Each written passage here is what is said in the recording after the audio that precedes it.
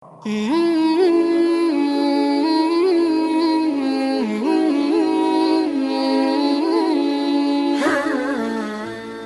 الله الرحمن الرحيم والليل إذا يغشى والنهار إذا تجلى وما خلق الذكر والأنثى إن سعيكم لشتى فأما من أعطى واتقى وصدق بالحسنى فسنيسره لليسرى عنه ماله إذا تردى إن علينا للهدى وإن لنا للآخرة والأولى فأنذرتكم نارا تلظى لا يصلاها إلا الأشقى الذي كذب وتولى وسيجنبها الأتقى الذي يؤتي ماله يتزكى وما لأحد عنده من نعمة تجزى وارزقنا تلاوته آناء الليل وأطراف النهار. أيها المسلمون، السلام عليكم ورحمة الله وبركاته. الحمد لله رب العالمين والصلاة والسلام على سيد المرسلين وإمام المتقين مبعوث رحمة للعالمين وعلى آله وصحبه وسلم وبعد. Tukiwa bado tunaendelea katika kuangalia suratu Al-Layl, lakini kwa munasaba wa mwezi wa Rabiul Awwal tungependa kuwakumbusha kidogo Waislamu katika suala la kuzawa kwa Mtume Muhammad alayhi salatu wassalam, ambao ni moja katika matukio ya kitarikhi. Mwenyezi Mungu Subhanahu wa Ta'ala aliteremsha suratul Fil, sura ya ndovu, katika kuyaeleza mazazi ya sallallahu alaihi wasallam. Ilitumia uslubu wa kiajabu sana. Mwenyezi Mungu anasema alam tara kaifa faala rabbuka bi ashabil fil. Hii alif hapa ni alif inaitwa istifham at-takriri, kama ile alam yajidika yatiman faawa. Je, hujaona jinsi Mola wako alivyowafanya watu wenye ndovu? Nataka tuizingatie insha Allah taala hii aya inayozunguka sasa katika masala mazima tunapozungumzia mazazi ya sallallahu alayhi wasallam. Je, hujaona? Swali hili la kuona hapa si kuona kwa macho. Kuona hapa ni yakini na elimu. Arruya huna isti'ara lililmi lilyaqin walyaqin albaligh. Kisa cha kuangamizwa kwa Abraha na jeshi lake Mtume hakukiona. Sasa Mwenyezi Mungu alipomhutubia amwambia kama uliona alam tara, ilhali sallallahu alaihi wasallam hakushuhudia hiki kisa kwa sababu mwaka huo ndio aliozaliwa. Lakini maelezo ya Mwenyezi Mungu Subhanahu wa Ta'ala alipoyaeleza kwa Mtume Muhammad alayhi salatu wasalam, anamueleza kana kwamba yeye alikuwa wakati ule ni sahibu ru'ya, ni mtu anaona, yani kana kwamba ni kisa Mtume alikiona. Sasa Mwenyezi Mungu anamwambia usikisahau. Kama yatima alikuwa yatima, ni marhala ilimpitia sallallahu alaihi wasallam, alam yajidika yatiman faawa. Lakini in reality Mtume alipitia hii hali, lakini hili tukio hakulishuhudia. Sasa Mwenyezi Mungu anasema alam tara, ai hichi kisa cha Abraha kuangamizwa wewe hukukiona, lakini nakuelezea mimi Mwenyezi Mungu kwamba kilitendeka, na khitabu hii na kuelezea wewe ili kwa sababu mbili. Sababu ya kwanza ni pongezi kwako wewe sallallahu alaihi wasallam, mtume wangu, kwamba ile siku unazaliwa ta'dhiman liwiladatik au limaulidik, nikainusuru nyumba yangu. Hii ni sababu ya kwanza. Sababu ya pili, Mwenyezi Mungu anawajengea hoja Makuraish kwamba nyinyi Makuraish mlipovambiwa mkaiacha nyumba hii, Mwenyezi Mungu akahami nyumba yake, basi huyu bwana anayekuja kuzungumzia yule Mola aliyehami nyumba hii, ambao nyinyi mlikuwa katika hali ya utovu wa usalama, ilikuwa hamfahamu mambo, yani mwakimbia, basi huyu mwafaa na mwapaswa kuamini ujumbe wake. Kwa hivyo ni hoja sura hii dhidi ya Makuraish kwamba walitakana wamwamini mtume ambaye analingania la ilaha illa Allah Muhammad Rasulullah, ambao Mwenyezi Mungu huyu ndiye aliyehami nyumba ya Al-Kaaba, ambao hao Makuraishi wenyewe kwao ilikuwa ni symbol ya ibada. Huu ni ujumbe wa kwanza. Ujumbe wa pili katika mazao haya ya Mtume Muhammad au mazazi ya Mtume Muhammad alayhi salatu wassalam, tunakumbushwa ile the ultimate control, yani mambo yako mikononi mwa Mwenyezi Mungu Subhanahu wa Ta'ala. And this is very profound lesson ambayo lazima tusome. Wakati mwingine unaweza kuona material means unazo na mpaka ukakalculate kwamba hapa nitapata tija, lakini ukijisahau kwamba yupo Mwenyezi Mungu anaweza kupindua yale nguvu zako, hapo shakwenda na maji kwa lugha leo. Tunapata wapi mfano huu? Mwenyezi Mungu anasema alam tara kaifa, je hujaona ama hukuona jinsi Mola wako faala rabbuka. Hakusema je hukuona Mungu alifanya nini, jinsi gani Mungu alifanya, kaifia.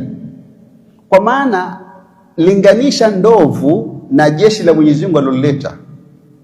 Jeshi la ndovu ni wakubwa, wakati ule ndio sema ndio heavy weapon, yani heavy machinery. Hivi ni vyombo vikubwa vya wakati ule kupigana. Abraha ana jeshi kubwa, military yake yani ni superior, lakini aka miscalculate, akaona nguvu material power peke yake ndio unaweza kufikia katika ntija.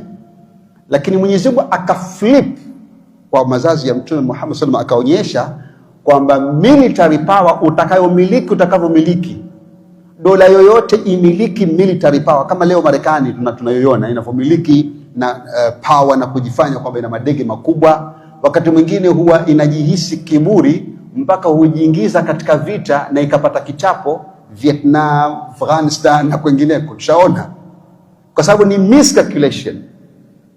Mwenyezi Mungu anasema walillahi junudu samawati wal ardh. Mwenyezi Mungu analo jeshi, anaweza akatuma sisimizi kawa ni jeshi, vyure kawa ni jeshi, wakati mwingine hata usingizi pekee ni jeshi. Mwenyezi Mungu aliwapa watu usingizi, kwa hivyo usingizi ni jeshi. Mwenyezi Mungu anasema fa'ala rabbuka bi ashabil fil, jinsi Mola wako alipo. Hakusema jaishul abraha, akasema ashabul fil, akataja ndovu, kwa sababu symbol ya power ilikuwa wakati ule ukiwa na ndovu ndio unajiona uko superior katika military. Sasa Mwenyezi Mungu anasema mwisho wa arsala alaihim tayran ababil. Wewe angalia ndege ana mizani ngapi ulinganishe na nini? Na ndovu. Wakaangamizwa. The lesson that we are learning from this profound event, incident, ni kwamba Mwenyezi Mungu alinusuru nyumba hii, basi vile vile Mwenyezi Mungu atamnusuru aliyezaliwa pambizoni mwa nyumba hii. The Prophet sallallahu alaihi wasallam alinusuriwa. Taban, kunusuriwa kwake ni kiajabu. Mtume hakuwa na jeshi mwanzo wa dawa yake kabisa. Yani hakuja sallallahu alaihi wasallam from day one akaanza kurecruit watu. Bwana nataka wewe, hebu angalia power yako. Ndio, seeking military power ni part of the da'wah. yani ili da'wa iwe presence na dola mfano isimame, lazima uwe na ahlu quwwa. Lakini from day one sallallahu alaihi wasallam hakusimamisha kwa bwana nataka wanajeshi maamiri jeshi wawe hapa, ni no. Ina maana ujumbe wenye kuleta mabadiliko si lazima uanze kwa violence, si lazima uanze kwa kupitia military. Anatuambia Mwenyezi Mungu huyo alikuwa na military akamwangamiza Abraha, lakini mtume alianza dawa yake with intellectual struggle and a political struggle, mtume akamshindisha. Kwa hivyo hapa kuna ulimwengu miwili. Ulimwengu wa kwanza, mtume anaamini ideolojia, akailingania ideolojia without violence, Mwenyezi Mungu akampa ushindi. Huyu mtu anaamini vita, anaamini jeshi, mtume akamwangamiza. So mazazi ya Mtume Muhammad alayhi salatu wasalam, ndugu zangu, yanatupa mafunzo haya mawili ambayo ni muhimu sana, kwamba lazima tukio hili liwe hai katika maisha yetu, kwamba ujumbe tulionao ni ujumbe unatoka kwa Mwenyezi Mungu Subhanahu wa Ta'ala, na wallahi Mwenyezi Mungu ataushindisha ujumbe huu, watu wafanye watakavyofanya vitu vyake, lakini Allah ameugarantii ujumbe huu kwamba utasimama katika ulimwengu kama huu. Hilo ilikuwa ni muhimu tukumbushane katika swala hili la mwezi huu wa Mtume Muhammad sallam, mwezi wa kuzaliwa kwake. So the important point ni kwamba tusiangalie masala alizaliwa lini, ilikuwaje, sijui alizaliwa na nani. Point ni kwamba what did he do, alifanya nini baada ya kuzaliwa kwake. Na hapa ndipo itatrigger maswali, ile bia, mazingira yaliyomkuta Mtume Muhammad sallam, alizaliwa mazingira gani? Ukitaka kujua mwanasiasa mzuri, mjue je, alizaliwa katika mazingira gani? Usimwangalie alizaliwa lini, muangalie je, alikuta mazingira gani na yeye kafanya nini kuhusu yale mazingira. Kwa hivyo Mtume Muhammad sallallahu alaihi wasallam tunapaswa tumwangalie kwa lens kama hii. Inshallah baada ya mukaddima huo tutatafsiri aya 2 au aya 3. Fa amma man a'ta wattaqa wa saddaqa bil husna fasanuyassiruhu lil yusra. Mwenyezi Mungu Subhanahu wa Ta'ala katika aya ya 5 anasema fa amma man a'ta, yule aliyetoa, wattaka, na akamcha Mungu, wasaddaka, na akasadikisha bilhusna, tamko zuri au wema, fasanuyassiruhu lilyusra, basi Mwenyezi Mungu atamfanyia wepesi kwenye wepesi.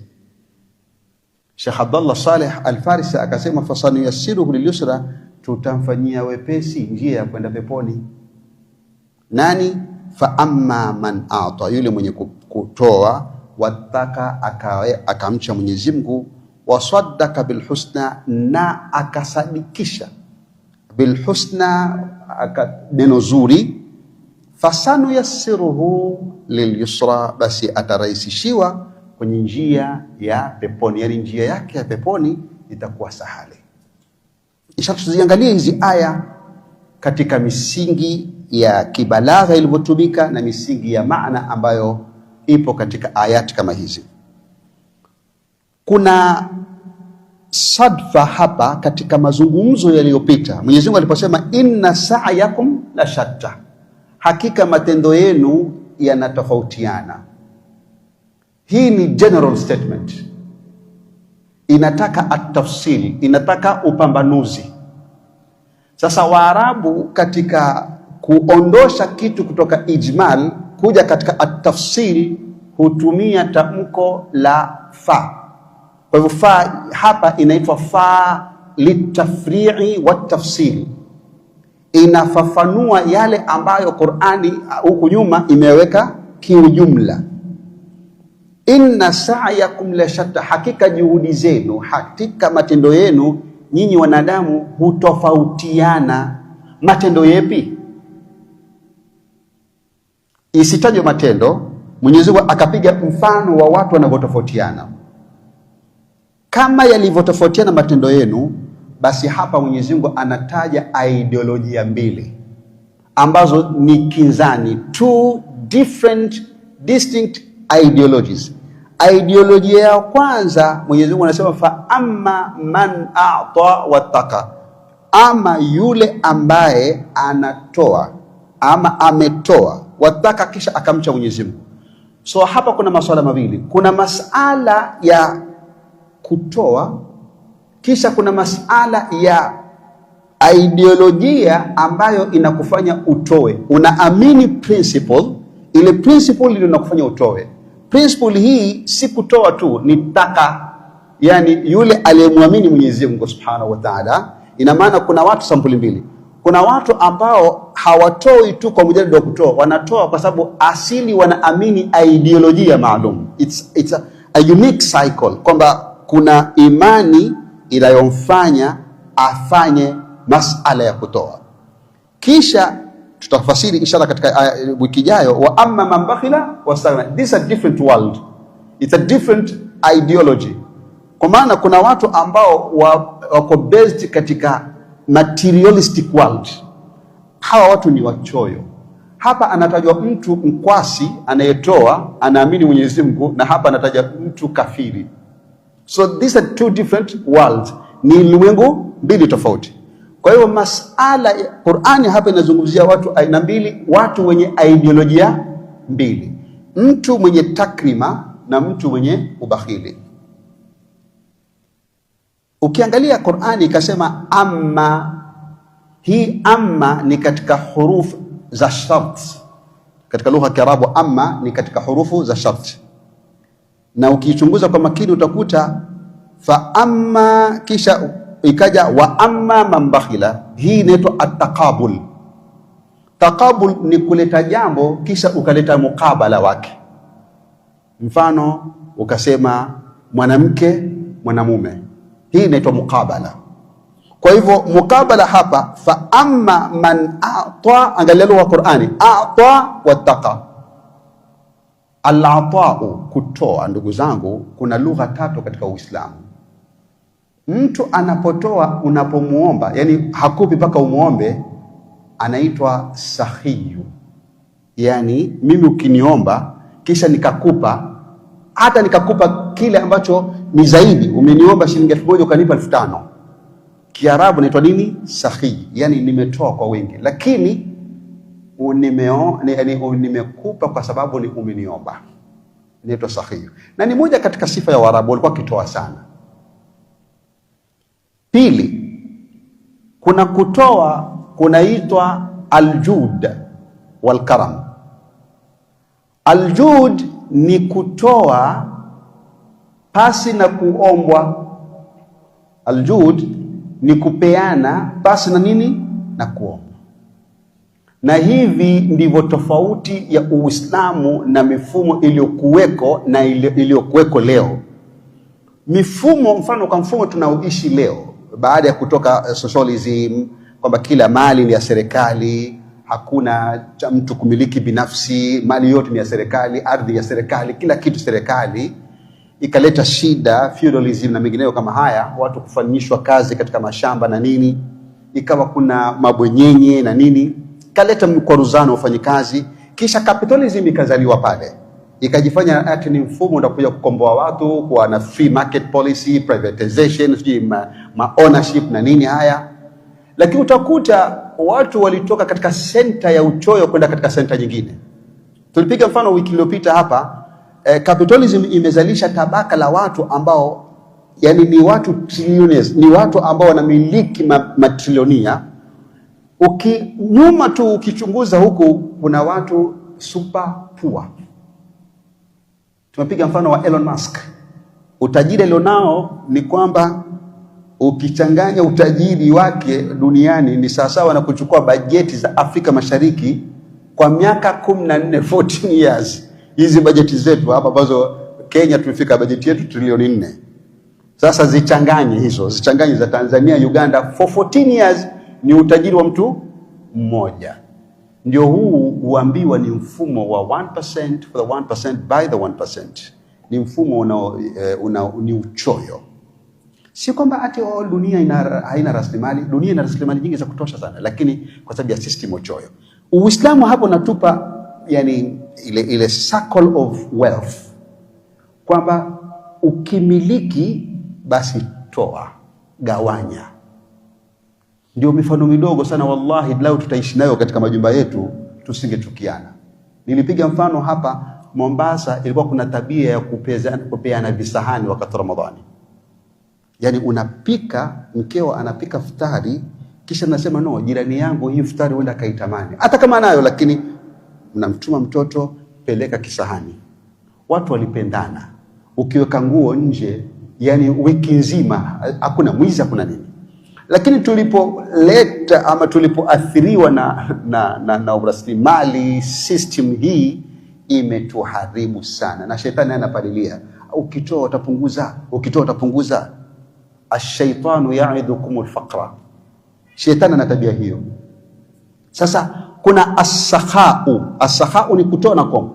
Uislamu hautaki hivi tu peke yake, unataka uwe na aljud, kutoa kwa wingi. Lakini sifa hii ni ya Mwenyezi Mungu Subhanahu wa Ta'ala. Mwenyezi Mungu anakupa kabla hujaomba. Kuna watu ndugu zangu hawajaomba Mwenyezi Mungu akawapa mali. Si kwamba tusimuombe, lakini moja katika sifa ya Allah Subhanahu wa Ta'ala, anakupa hata pasi na kuomba. Na kuna watu ndugu zangu wamekuwa matajiri pasi na juhudi yoyote dunia hii. Wala tusione kwamba kwa utajiri ama kwa mtu ana mali eti ni ufundi wake, la. Watu wamekuwa matajiri duniani na haya yawezekana. Kuna kisa maarufu kile cha wale vijana ambao baba yao walikuwa watu wema, kisha kuna hazina imefichika pale. Musa alayhi salam na Khidr wakaja ule ukuta na kutengeneza, kumbe kuna nini? Kuna hazina. Hawakufanya juhudi yote wale vijana, wakapata utajiri. Na kuna mamilions ya watu leo duniani wamekuwa matajiri tu. Kwa mfano, na rafiki yangu mimi hapa Tanzania, yeye kaka yake ndio akifanya kazi, kashikwa na maradhi ile, akafa yule bwana. Alipokufa yeye ndiye next of kin, hakutoa juhudi yote. Sasa hivi anamiliki nyumba nzuri sana, hakufanya juhudi yote. Kwa hiyo Mwenyezi Mungu Subhanahu wa Ta'ala wakati mwingine katika crisis ndio anakupa nusra. Katika crisis ndio anakupa nini? Nusra. Kwa hivyo kutoa, Mwenyezi Mungu Subhanahu wa Ta'ala ndiye hutoa pasi na hesabu. Mwenyezi Mungu ukigonga mlango wake haufungwi. Mimi nikianza kugonga kila siku nipe, baadaye utaanza kunichukia. Ndio bwana yazidi. Yani ni mitihani, lakini kwa Mwenyezi Mungu wallahi tena ataka umuombe kila wakati. Na Mtume Muhammad sallallahu alaihi wasallam alikuwa akiwaombea watu. Miongoni mwa watu waliopata dua nzuri ni Anas bin Malik radhiyallahu anhu, aliombewa na Mtume Muhammad alayhi salatu wasalam, Allahumma barik lahu fi amwalihi wa auladihi. Natija yake akapata watoto takriban 80. Wengine nasema watoto 100 sana. Watoto 80. Hili ni jeshi kubwa sana. Hizi ni timu za mpira takriban timu ngapi? 11 times 8, hiyo ni wachezaji wengi sana. Sasa jeshi hili lote ni Mtume alinyanyua mikono yake ya kumuomba ambariki. Kwa hivyo ni muhimu pia kuomba dua kila wakati. Wanavyuoni wetu wanasema wema, ukitaka Mwenyezi Mungu akuruzuku kwa haraka, zidi sana kuswali salatu dhuha. Salatu dhuha, uswali salatu dhuha, uombe Mwenyezi Mungu kila wakati. Jua likishatoka kadri rumhin, kwa dakika kama 15 hivi unasubiri, kisha unaswali. Swala hii inaitwa salatu dhuha, inaitwa salatu ishraq. Unafanya salatu dhuha, unaomba dua, Mwenyezi Mungu atakuruzuku riziki tena kwa upana wake. Fa amma man a'ta, Mwenyezi Mungu hapa alificha, yani aliondosha maf'ul. Fa amma man a'ta, yule aliyotoa, toa nini? Ndio maulama wakasema fa amma man a'ta ay malan fi sabilillah, yule aliyetoa mali. Kwa nini ikafichwa mahdhuf? Ikafichwa kwa sababu asili huyu mtu, hii mali inajulikana kwamba mali hutolewa, lakini si mali tunakusudiwa hapa, inakusudiwa mali, juhudi, nafsi na mengineyo kama. Ndio ikafichwa nini? Mali. Yani Mwenyezi Mungu akasema fa amma man a'ta malan, hapa akasema fa amma man a'ta, kwa sababu kinachokusudiwa sio mali peke yake. Toa juhudi, toa nafsi yako, toa kadha wa kadha. Ndio ikafichwa, ikaondoshwa mahdhuf, yani akaondoshwa maf'ul. Fa amma man a'ta wattaqa rabbahu, muogope Mwenyezi Mungu. Lakini Mungu akafichwa kwa sababu huyu mtu anaamini Mwenyezi Mungu Subhanahu wa Ta'ala. Kwa hivyo ile nishati ya kutoa kwake iko based kwa nini? wa Allah subhanahu wa ta'ala. Na ndio hapa ndio ina maana man a'ta lillahi, mwenye kutoa kwa ajili ya Mwenyezi Mungu subhanahu wa ta'ala. Na lillahi alhamdu, Waislamu wana tabia hizi, ni mfumo tu ndio umetuharibu, lakini Waislamu lillahi alhamdu katika sifa Ramadhani watu husaidiana kwa wingi sana. Fa amma man a'ta wattaqa wa saddaqa bil husna, na akasadikisha al husna. Mufassiruna wanasema kwamba aya hii iliteremka kwa Abu Bakar Siddiq radhiyallahu anhu, ni kauli ya kwanza, na kauli hii inasibishwa na alitaja al-Imam al-Alusi. Al-Imam al-Alusi ni mmoja katika maulama wakubwa wa karne ya 12, alifariki nadhani mwaka wa 1250 Hijria. Ni katika maulama wakubwa. Ana tafsiri yake, anasema imepokelewa kutoka riwaya ya Abu Ibn Abbas radhiyallahu anhu kwamba hapa iliteremka aya hii kumkusudia Abu Bakari Siddiq radhiyallahu anhu baada ya kufuatwa na babake Abu Quhafa. Kwa nini wewe wanunua watumwa na unawaacha huru tu hivi hivi? Si ungewaacha hawa watumwa kisha wakakusaidia katika kuhifadhi na kukulinda?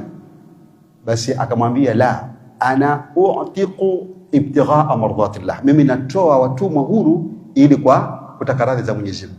Basi in this essence Qur'ani ama aya ikateremka kumzungumzia fa amma man a'ta wattaqa, yeye akatoa akamkomboa Bilal ibn Rabah ambaye alikuwa chini ya Umayya ibn Khalaf akiteswa. Bilal aliteswa mateso makubwa sana, mpaka ikaja kauli maarufu kwamba akasema ahadun ahadun ahadun.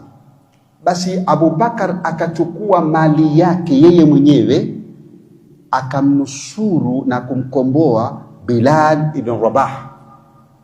Bilal ibn Rabah alikuwa muadhini wa Mtume na alikuwa na ndugu yake anaitwa Ata ibn Rabah, moja katika pia watu wakubwa sana. Ata ibn Abi Rabah alikuwa muadhin Rasulillah sallallahu alaihi wasallam.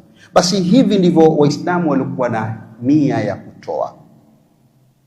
Ameeleza Ibn al-Hajar Asqalani kisa cha al-Imam Abu Daud. Abu Daud alivuka na mtumbwi ngalawa, akasikia mtu kwa mbali anachimua, na yule mtu yuko katika upeo wa mbali sana. Yeye akaamua kuchukua dirham moja aweze kusafiri au amtume mtu kwenda kumuona yule mtu aliyepiga chafya. Amfanye nini? Amwambie yarhamkallah. Watu wakashangaa, Abu Daudi, kwa nini unatoa dirham hapa uende ukampigie mtu umwambie yarhamkallah? Asema, mimi sithamini dirham, nilichothamini ni sunna ya Mtume Muhammad sallallahu alaihi wasallam. Yani nilijitolea hii dirham moja kuinusuru sunna ya Mtume Muhammad sallallahu alaihi wasallam. Kwenda kumwambia mtu tu yarhamkallah, ikabidi nichukue ngalawa nikamrahamu. Namna wenzetu walivyochukua Uislamu kuwa yuko tayari kutoa mali yake na kutoa chochote kile, ikibidi abakie hana kitu, lakini aridhishe Mwenyezi Mungu subhanahu wa ta'ala, atafute radhi za Allah subhanahu wa ta'ala. Fa amma man ata wattaqa. Kwa hiyo Ibn Abbas anasema aya hii iliteremka kwa sababu ya ya Abu Bakr Siddiq radhiallahu anhu. Ipo riwaya nyingine ambayo wakaipokea vile al-Hakim akaisahihisha kwamba ni Abi Dahdah tulitaja. Bwana huyu alikuwa ni mu'min, akatoa mtende ili Waislamu wale. Mnafiki akauliza, wewe unatoa mtende wote unaotoa kwa sadaka, kwa nini? Utapata nini? Akasema, mimi nautoa kwa sababu wa kila maskini tapata ujra. Na ndio maana tukasema kuna ikhtilafu baina mufassirina katika aya hizi au katika sura hii. Wengine wanasema ni madania kwa kisa cha nani? Cha Abu Dahdah. Wengine wanasema la, ni makia kwa kisa cha Abu Bakari Siddiq radhiyallahu anhu. Lakini al-ibra li umumi lafdhi la bi khususi sabab. Hii ni kaida katika tafsiri Qur'an. Mazingatio ni lile tamko la kusanya vitu vyote, wala haikusudiwi ile sababu tu maalum. Tukimalizia wasaddaka bil husna, na akaamini na akasadikisha bil husna. Ibn Abbas anasema al husna hapa ay la ilaha illa Allah Muhammad Rasulullah. Wengine akafasiri la, hapa ni millatul Islam, millatu al-Islam. Wasaddaka ay akaamini bil husna. Kwa nini mila ya Uislamu ikitoa husna? Kwa sababu inaafikiana na umbile la mwanadamu, na ndio pekee mfumo unaofanya watu kuwa na ikhlas. Mifumo nyingine hakuna ikhlas kabisa, lakini Uislamu kuwa na ikhlasi. Hata ukikataa kuwa na ikhlasi, utakulazimisha kuwa na ikhlasi. Kuswali, unamswalia Mwenyezi Mungu, fasali rabbika wanhar. Kwa hivyo wasaddaka bilhusna, na akasadikisha kalima ya la ilaha illa Allah. Wengine wasema bilhusna, akasadikisha mema mazuri, basi huyo fasanu yassiruhu lilyusra. Angalia Qur'an, sema ata wattaqa wasaddaka bilhusna. Husna imekuja alif maksura, wattaqa alif maksura, na ata alif maksura. Hii katika ilmu albayan na ilmu albadii zinaitwa as-saj'u. Ni yani yale maneno yana mizani moja. Fasanu yassiruhu lilisra, basi huyo tutamfanyia wepesi. Ukitaka kufanywa wepesi, basi jipambe na sifa hizi. Toa, mche Mwenyezi Mungu Subhanahu wa Ta'ala, amini Uislamu, basi Allah Subhanahu wa Ta'ala atafungua njia yako ya peponi. Pepo ndugu zangu yataka kununuliwa. Pepo hununuliwa. Ununuliwa vipi? Ununuliwa kwa kufanya mambo mema, yakiwemo haya makubwa ya kutoa. Fasanu yassiruhu, tutamfanyia wepesi, lil yusra, kwa njia nini? Ya pepo yake itakuwa ni nyepesi. Kwa sababu huyu mtu amejenga msingi wa kutoa mali yake na kumwogopa Allah Subhanahu wa Ta'ala, wasaddaka bilhusna, na akaamini au akasadikisha la ilaha illa Allah Muhammad Rasulullah, fasanu yassiruhu lilyusra, tutamfanyia wepesi katika njia yake ya kwenda peponi, au tutamfanyia wepesi katika mambo yake. Yani kila jambo likiwa na dhiki, Mwenyezi Mungu anakufanyia wepesi. Na kukufanyia wepesi Mwenyezi Mungu anataka na umche Mungu. Kumcha Mungu ndugu zangu ni kusimama katika misimamo ya Mwenyezi Mungu. Ala sabili mithal, una maisha ni magumu na nini, kisha unapewa offer, bana tukopa mkopo wa nini, riba utalipa interest 20% something, lakini useme no, mimi nasimama, afadhali nikafanye kazi au nifanye chochote kile, lakini nisikubali mkopo wa riba. Hii ndio ucha Mungu. Si kwamba umekwama sasa ni eti ucha Mungu unaona kwamba Mungu ataangalia mbele, wacha nichukue mkopo kisha unajua na sasa nitafanyaje na njaa. La, haifai hivyo. Kwa hivyo mtu akiwa mcha Mungu, ina maana yuko tayari kuumia, lakini asimwasi nani? Allah Subhanahu wa Ta'ala. Wallahi haya ni maajabu sana. Mtu yuko tayari kuumia, lakini asipituke katika mipaka ya Allah Subhanahu wa Ta'ala. Na ndio maana watu wakubwa walikuwa na mambo kama haya, kiwemo Umar ibn al-Khattab radhiallahu anhu, au Umar ibn Abdul Aziz. Siku moja katika Eid anaingia nyumbani, anamuona mwanawe ameshika tufaha, apple. Amwambia, hili tufaha ulipata wapi? Utaniambia sababu ya tufaha hii ulipata wapi? Akitahamaki makofi. Mama ndipo akaja kumnusuru, anasema, ya Amira al-Mu'minin, hili tufaha nimenunua kwa pesa zangu, wala si baitu mali. Jinsi angalia watu wanavyofanya ihtima, hata kula. Na ndio wakati ule watoto wakazaliwa wema, kwa sababu wenyewe walikuwa wakichunga riziki za halali, na watu wakawa na hiyo sense ya kutoa. Mwenyezi Mungu atujalie min alladhina yastami'una alqawla fayattabi'una ahsana.